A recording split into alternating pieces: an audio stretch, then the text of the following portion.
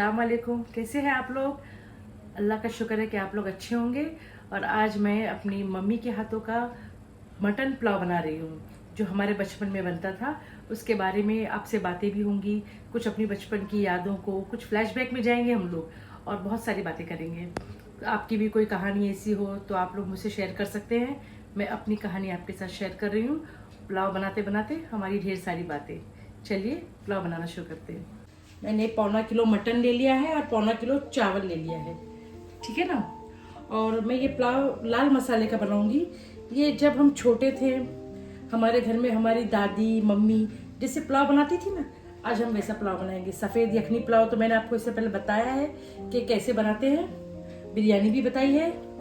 अब ये मैं लाल मसाले का पुलाव आपको बताऊंगी, जो बहुत पहले जब हम बहुत छोटे थे ना तब खाते थे। और यकीन जानिए कि उस पुलाव का मज़ा, उसको बिरयानी बोलते थे हम लोग, और उसका मज़ा आज तक कोई पुलाव और बिरयानी हमें नहीं दे पाई। क्योंकि माँ और दादी के हाथों का बना, सिलबट्टे में पीसा हुआ हरा मसाला, मैं आपको क्या बताऊँ, शायद वो जायका नहीं दे पाऊँ, शायद वो चीज़ नहीं ला पाऊँ वापस से, वो मोहब्बत, वो पूरा परिवार का साथ में बैठकर खाना, हमारा बचपन, वो तो चीज़ वापस नहीं आएंगी। लेकिन पूरी कोशिश है कि वैसे ही बनाऊं, और आज हम लोग वैसे ट्राई करते हैं। देखिए कैसे बनेगा। ये मैंने 1.25 किलो गोश्त ले लिया है। अब ये कुकर ले लिया है मैंने। कुकर में ये गोश्त पहले मैं बॉईल करने के लिए डाल दूंगी। आप चाहे तो हड्डी वाला ले, हड्डी वाला तो और जायकेदार होता है। मैंने बिना हड्डी का लिया है। ये देखिए मैंने गोश्त ले लिया कुकर में। अब इसमें ये 2 रफली चॉप प्याज लंबे लंबे मैंने काटे, मीडियम साइज के, ये मैं इसमें डाल रही हूँ। अब मैं गैस ऑन कर लूंगी। और ये देखिए मैंने अदरक, लहसुन, हल्दी, नमक, ये 3 चीज भी मैंने इसमें शामिल कर ली है। ये देखिए, ये 2 चम्मच अदरक लहसुन, 1 चम्मच छोटी वाली हल्दी, और ये नमक 1 चम्मच, ये मैंने इसमें यखनी में शामिल कर दिया है। इसे थोड़ा पहले चला लूँगी। ये मैंने मसाला ले लिया है, जैसे मैंने आपको पुलाव का मसाला बताया था कि मैंने बनाया है। और इसमें देखिए लौंग थोड़े से ऊपर से मैंने डाल दी। यखनी पुलाव का मसाला है, ये भी पूरा मैं यखनी में डाल दूँगी। और थोड़े से कोतमीर, पुदीना, ये मैंने धोकर चॉप कर ली थी, ये भी इसमें डाल दूँगी। और ये 3 हरी मिर्ची मैंने चीर लिया है, ये भी इसमें शामिल कर दूँगी। बस ये यखनी बनने का ये जो प्रोसेस है, ये देखिए। ये थोड़ी देर में इसको भूनूंगी पहले, इसी तरह प्याज को और गोश्त को और मसाले को, और फिर उसके बाद इसमें पानी शामिल करके इसे प्रेशर कुक करने के लिए रख दूंगी। जब तक मैं आपको बताती हूँ।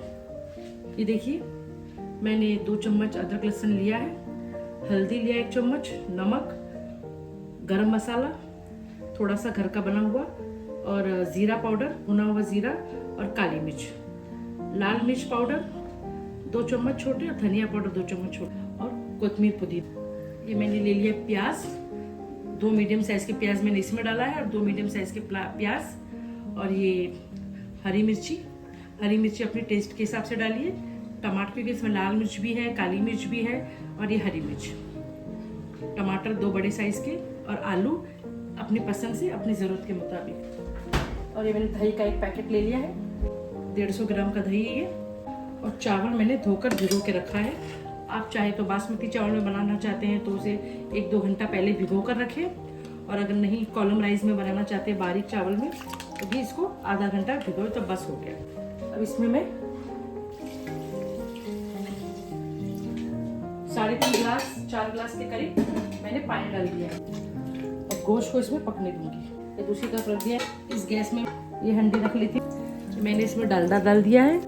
आधा कप डालडा डाला है मैंने, और आधा कप ऑयल डालूंगी।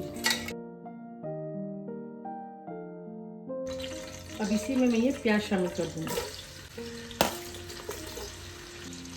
मैंने सब पुलाव बनाने की तैयारी पहले से ही कर ली थी। पहले पूरी तैयारी कर लें, हमेशा प्रिपेयर रहें कोई भी चीज़ बनाने के लिए। फिर ढूंढना पड़ता है, ये नहीं हुआ, वो नहीं हुआ, ये काटा नहीं, वो काटा नहीं। बस अब ये प्याज को मैं इसमें रिश्ते के लिए रख दी हूँ। बात अगर निकली है बचपन की, तो मैं आपको बता दूँ, जब हम लोग छोटे थे तब बिरयानी, पुलाव, इन सब की डेफिनेशन कुछ अलग थी। आज जितनी डिशेस हैं, चाइनीज़ में, मुगलाई में, अफ़गानी में, और जैसे बटर चिकन है, पर्शियन में, मतलब बहुत सारी वैरायटीज़ आजकल खाने में। लेकिन जब हम छोटे होते थे तो हमारे घर पे बाहर पता नहीं किसको कितना पता था, पर हमारे घर में इतना किसी को आइडिया नहीं था कि कुकिंग में और कौन कौन सी डिशेस हो सकती है। इवन कि रमज़ान शरीफ में चना बटाटा, चना मसाला और पत्ते और पत्ते की भजिए, कांदे की भजी, बटाटे की भजी वगैरह का भी इतना कुछ इल्म नहीं था कि कैसे बनता है, वो बाहर से आता था। जब मेरी शादी हुई, मैं अपने ससुराल गई तो वहाँ पर मतलब कभी ऐसे बड़े रोज़े में क्योंकि हमारे घर में मेदू वड़ा, दाल वड़ा बन जाता था, और बटाटा वड़ा, ये सब चीज़ें घर में नहीं बनाने मम्मी को आते थे। और मम्मी, बड़ी मम्मी थे, फूफो थी हमारी, वो ये सब चीज़ प्रिपेयर नहीं कर पाते थे। तो बाद में जब हमारी शादी और हम लोग दोस्तों में उठने बैठने लगे तो थोड़ा थोड़ा मैं सीख कर आने लगी।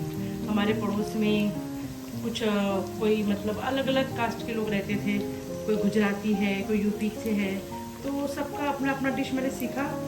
और माशाल्लाह सबसे पहले मैंने दाल गोश्त ट्राई किया घर में, और माशाल्लाह वो अच्छा बनाई।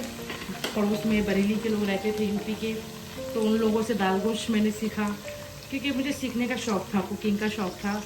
तो माशाल्लाह फ़र्स्ट टाइम हमारे घर में अलग टाइप का दाल गोश्त बनता था, और जैसे भटियारों के यहाँ बनता है, मैंने वैसा सीखा और फिर मैंने वैसा ट्राई किया। माशाल्लाह बहुत अच्छा बना। और फिर आहिस्ते आहिस्ते शादी के बाद मेरे ससुराल में बहुत छोटी उम्र में मेरी शादी हुई थी, तो ससुराल में गए तो वहाँ पर शादी के बाद सब अफ्तारी बनती थी, तो सब भजिए बनते थे, चना मसाला बनता था। तो वहाँ से मैंने सीखा और आके घर में अपनी मम्मी के घर में ट्राई किया। तो माशाल्लाह फिर मम्मी लोग ने भी वैसे ही बनाना शुरू किए। तब से बाहर का बंद हो गया और सब घर में ही प्रिपेयर करने लगे, क्योंकि घर का बना हुआ खाया जाता है। कुछ कभी ऐसा तबीयत ख़राब लग रही है, कंटाल आ रहा है, कोई मेहमान आ गया तो बाहर से मंगा लिए, वरना घर ही में प्रिपेयर होता है पूरा रमज़ान का। और मैं तो आज तक घर ही में प्रिपेयर करती हूँ। फिर भी बच्चों को कुछ स्टार्टर चाहिए होता है तो वो अपनी शॉप का लेके आते हैं, लेकिन ज़्यादातर मैं घर में ही बनाती हूँ। 90% घर में ही बनता है। और रही इस बात की पुलाव की, जो मम्मी लोग यही जानते थे कि यही बिरयानी है और यही पुलाव है। तो माशाल्लाह जैसे आज से मैं 30-40 साल पहले की बात कर रही हूँ। 40 साल, यस, 40 साल पुरानी बात है कि मम्मी लोगों को ऐसा लगता था कि यही बिरयानी है। और माशाल्लाह वो इतनी अच्छी बनती थी, हर संडे हमारे घर में बनती थी। हम लोग सब भाई बहन बड़े शौक़ से खाते थे। और अब्बा हमारे अक्सर बड़े का ही मटन खाते थे। मम्मी हमारी बड़े का मटन बिल्कुल नहीं खाती थी, तो मम्मी अपने लिए कुछ बकरे के चाक वगैरह कर लेकर आके अलग से उसका ग्रेवी करके बना लेती थी, या कोई भी सब्ज़ी बना लेती थी, लेकिन मम्मी नहीं खाते थे। और बड़े के मटन में बहुत जायकेदार होता है, और मतलब इसका ये जो अखनी पुलाव है, या बिरयानी है, या मटन का सुक्खा है, दाल गोश है, खिचड़ा है। खिचड़ा तो मोस्टली उसी में अच्छा लगता है, बड़े के मटन में। और हमारे अब्बा को बकरे का मटन नहीं खाना होता है, उनको तरी दाल, बड़े का कोरमा, नली हो जिसमें माशाल्लाह रोटी चाहिए उनको। अब्बा हमारे खाने के शौकीन थे। तो मम्मी ट्राई करती थी, लेकिन मैंने भी बाहर से सब अपनी फ्रेंड्स लोग के घरों में से मतलब उनसे सीख कर आई। मतलब आस पड़ोस में जितने थे उनके घर में कैसे बनता है क्या, मैं पूछती थी और वैसे बना कर लाती थी। अब्बा माशाल्लाह बहुत शौक़ से खाते थे। और फिर ससुराल में भी मैं गई तो कोई चीज़ ऐसी मेरे हाथ से नहीं बनी कि लोगों ने उसे अप्रिशिएट नहीं किया हो, तारीफ़ ना की हो। माशाल्लाह अल्हम्दुलिल्लाह सब चीज़ अच्छे से बन गई। और मेरे बनाए हुए कोरमे, सालन, सब चीज़ की बड़ी तारीफ़ होती थी। मेरी मदर इन लॉ ने तो किचन ही छोड़ दिया था, बोला कि बस इतनी बहुएँ थी, किसी की कुकिंग में वो बात नहीं थी। तुम्हारे आने के बाद अब मैं तो छुट्टी मिल गई है मुझे। मैं अपनी तारीफ़ की बात नहीं बता रही हूँ, जो हकीकत है मैं वही बता रही हूँ। क्योंकि बताने का मतलब है कोई भी चीज़ इंसान अपनी माँ के पेट से सीख कर नहीं आता है। इस दुनिया में हमें खुद को सब करना पड़ता है। अगर शौक़ है कुकिंग का ना, किसी भी चीज़ का, पढ़ाई का हो या हाथ के काम का कोई हुनर है, धागे का हुनर है, अगर शौक़ है तो हम खुद वो चीज़ें दिल से सीखते हैं। मैंने कभी नहीं कहा कि मुझे नहीं आती है। जैसे ट्रेडिशनली हमारे यहाँ फ़िश करी बनती है, और जैसे कि अंडे का सालन बनता है, जैसे मैंने आपको बताया था, ये सब मैंने वन टाइम देखा है और सब सीखा है, और सब मैंने फिर नेक्स्ट टाइम अपने हाथों से बनाया है। और मेरे हाथों से बनने के बाद टेस्ट में कोई फ़र्क नहीं आया है, वैसे ही जाएगा, मगर माँ के प्यार की कमी रह गई है। हो सकता है क्योंकि मम्मी के हाथ का खाना तो हर किसी को अपनी मम्मी के हाथ का खाना बहुत पसंद आता है। माँ के हाथ के खानों की तो बात ही कुछ और है, माँ के हाथ के खाने की बराबरी कोई नहीं कर सकता। अब आप मुझसे पूछेंगे तो मैं अपनी मम्मी की तारीफ़ करूँगी, और अगर मेरे बच्चों से आप पूछेंगे तो वो मेरी तारीफ़ करेंगे कि हमारी मम्मी से बेटर कोई नहीं बना सकता, नानी भी नहीं। लेकिन एक्चुअली मेरी मम्मी, बड़ी मम्मी, मेरी फुप्पो, सब लोगों का यही कहना है कि मैं जो बनाती हूँ, मतलब हमारी बच्ची यानी मैं जो बनाती हूँ वो हर चीज़ परफेक्ट बनाती हूँ। तो वो लोग मेरे हाथ का खाना बड़े शौक से खाते हैं। आज भी घर पर आते हैं तो कोई किसी को भी खिलाए बिना मैं नहीं भेजती, क्योंकि मेरी आदत है, और यही आदत होनी चाहिए। घर में कभी भी अपने आए या थोड़े दूर के मेहमान आए, ससुराल वाले आए, किसी को भी खिलाए बिना ना छोड़ें, सबको कुछ ना कुछ खिलाकर भेजें। ये देखिए प्याज थोड़ा सा सौते हो गया है, अब मैं इसमें आलू डालूँगी और ये मिर्ची ये भी डाल देंगे।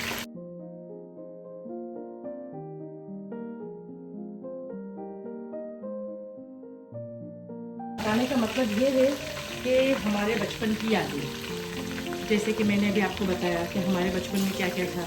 हमारी मम्मी को यही पुलाव लगता था, यही बिरयानी लगती थी, और माशाल्लाह बहुत अच्छी बनती थी। आज मेरा मन करा कि मैं वही खाऊं, मतलब मटन मेरे पास लाया हुआ था, मैंने रखा था, और मेरा प्लान ये था कि सिर्फ दाल चावल के साथ मटन को एकदम सूखा तवे में एकदम फ्राई करूँगी। फिर मैंने सोचा कि इतना सारा मटन है और सब फ्राई करूँगी, बच्चे तो मटन खाते नहीं हैं, तो वो तो चिकन खाते हैं, तो चिकन भी थोड़ा उनके लिए फ्राई करना पड़ेगा। तो ले दे के हम लोग 2-3 लोग हैं, तो क्या मैं इसमें इतना सारा पुलाव बनाऊँगी या कुछ ये भुना बनाऊँगी, क्या करूँगी, मेरा मन नहीं करा। फिर उसके बाद मैंने इसका प्लान बनाया। आज मेरे मुंह में जायका आया मम्मी के वो खाने का, तो मैंने ये प्लान किया कि आज मैं बनाऊंगी और आप लोगों के साथ शेयर करूंगी। ये देखिए, ये 2 चम्मच अदरक लहसुन, टमाटर, धनिया, मिर्ची, हल्दी, गरम मसाला, ज़ीरा, भुना कुटा ज़ीरा, काली मिर्च, उस सब में एक साथ डाल दूँगी। नमक भी है इसमें, सब शामिल करूँगी।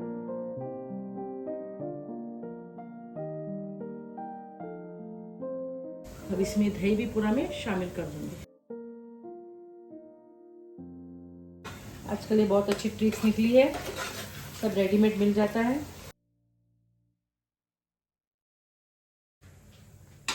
ये प्लेट को मैं थोड़ा सा धोकर मैं पानी शामिल कर दूंगी।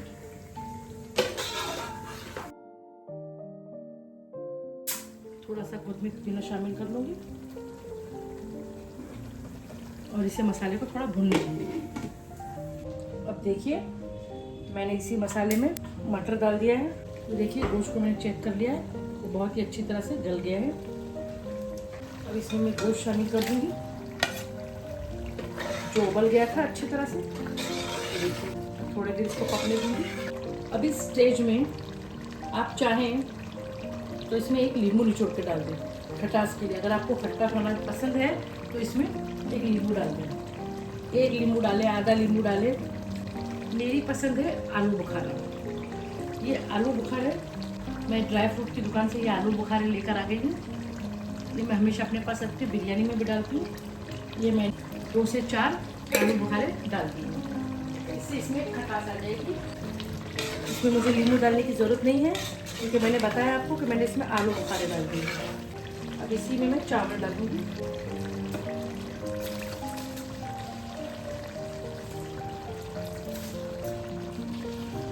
ऑप्शनल है, आप चाहे तो आलू बुखार आपके पास नहीं है तो ना डालें, नींबू भी डाल दें। अगर नींबू भी नहीं डालना चाहते हैं तो दही और टमाटर का इसमें फ्लेवर तो है ही। अब जो खट्टा खाने के शौकीन हैं वो डालें, जो नहीं खाना चाहते हैं तो कोई ज़रूरत नहीं है। वैसे भी वो बहुत जायकेदार बनता है। ज़रूरी नहीं है कि जो चीज़ हमारे पास नहीं है उसको लाओ तभी के तभी और बनाओ। स्किप कर दें, उसकी जगह उसके रिप्लेस में जो दूसरी चीज़ होती है वो डाल दें। जैसे कि उसके रिप्लेस में मैंने बताया कि आप नींबू डाल दें, और वैसे भी दही तो डाला हुआ है इसमें। देखिए इतना बेहतरीन लगता है ना ये, मैं आपको क्या बताऊँ। यखनी देखिए ये मैं इसमें शामिल कर रही हूँ।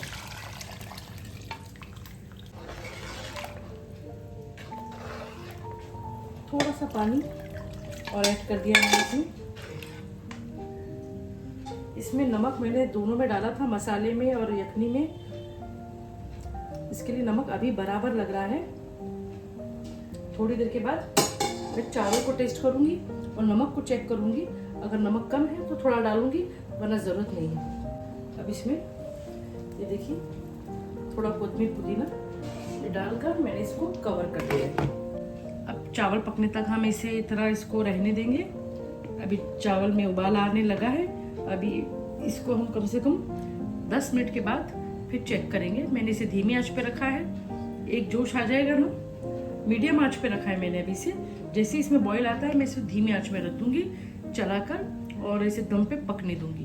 ये देखिए अब इसे और थोड़ा बस अभी दम पर पकने दूंगी। अब इसे नहीं खोलूंगी, सीधा अभी 10 बार धीमी आंच में नीचे तवा रखकर मैं इसे दम पे रख दूंगी और 10 मिनट बाद मैं इसको डिश आउट करके आपको बताऊंगी।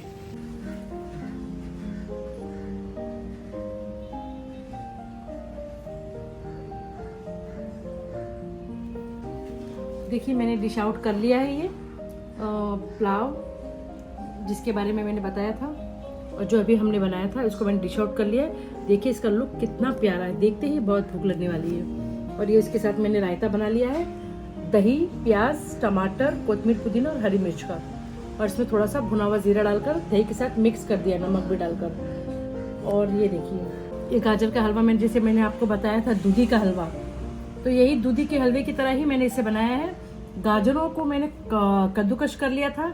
कोई कहता है कि गाजरों को बारीक काट कर बॉईल कर ले, बिल्कुल ऐसा ना करें। गाजरों को जो उसका येलो हिस्सा रहता है उसको अवॉइड करें और सिर्फ लाल हिस्से को कद्दूकश करें। मैंने उसको कद्दूकश कर लिया और इसको मैंने 1 कप दूध में प्रेशर कुकर में शक्कर और इलायची पाउडर के साथ में बना लिया। 2-3 सीटी आने के बाद मैंने उसे प्रेशर कुकर खोला। उसमें मैंने 2 से 3 चम्मच घी डाला, देसी घी, और उसको मैंने अच्छी तरह भुनाई की।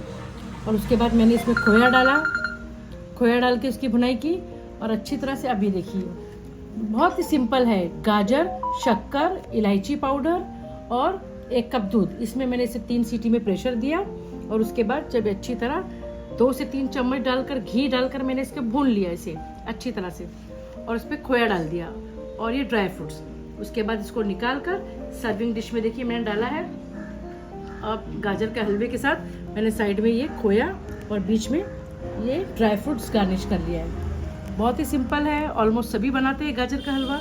बना के इस तरह गार्निश कीजिए, क्योंकि पहले इंसान आंखों से खाता है फिर मुंह से। ये देखिए कितना प्यारा लग रहा है। और ये फ्लावर 4 दिन पहले मेरी शादी की सालगिरह थी, तो मेरे हस्बैंड ने ये बुके मेरे लिए लाए हैं। अब इसमें कोई फूल थोड़े से सूख रहे हैं, मगर मेरा बिल्कुल दिल नहीं करता कि मैं इसे फेंकूं, क्योंकि ये मेरे शौहर की मोहब्बत है। इसलिए मैं इसे हमेशा डाइनिंग टेबल में रखती हूँ, तो भूख ज़्यादा लगती है मुझे। आप लोग ज़रूर ट्राई कीजिए ये पुलाव और ये गाजर का हलवा। और अगले व्लॉग में हम लोग मिलते हैं नई रेसिपी के साथ और नई बातों के साथ। अल्लाह हाफिज़, थैंक यू।